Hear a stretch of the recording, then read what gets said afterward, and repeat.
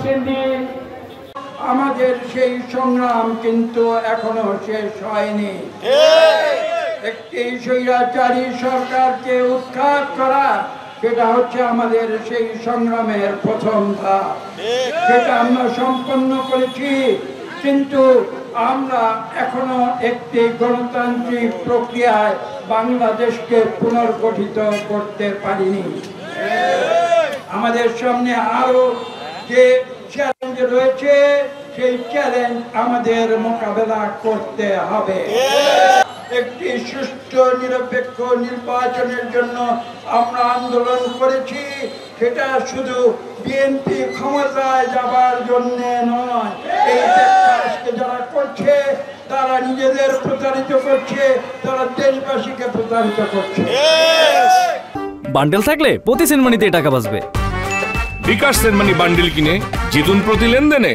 আমরা আন্দোলন করেছি এদেশে গণতন্ত্র ফিরে আনার জন্য। একটি সুষ্ঠু নিরপেক্ষ নির্বাচনের মাধ্যমে এই বাংলাদেশের 12 কোটি ভোটার যাকে ভোট দেবে, আমরা তাকেই স্যালুট জানাবো। আমরা গণতন্ত্রের জন্য রাজনীতি করি, আমরা জনগণের জন্য রাজনীতি করি। বিএনপি ক্ষমতার জন্য রাজনীতি করে না।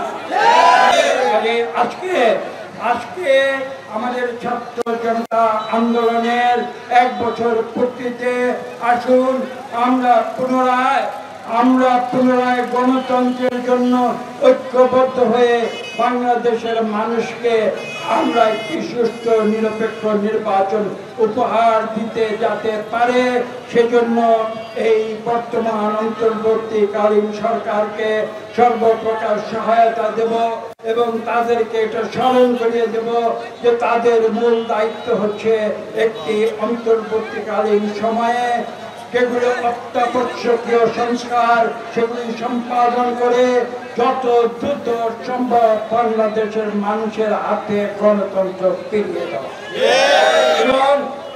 এবং সেই সুষ্ঠু নিরপেক্ষ নির্বাচনের মাধ্যমে একটি জাতীয় সংসদ সৃষ্টি করা, যে জাতীয় সংসদ হবে জনগণের, বাংলাদেশের 18 কোটি মানুষের সত্যিকার প্রতিনিধি। এবং সেটা যেদিন নিশ্চিত হবে, সেদিনই কেবল বাংলাদেশের জনগণের সরকার প্রতিষ্ঠিত হবে।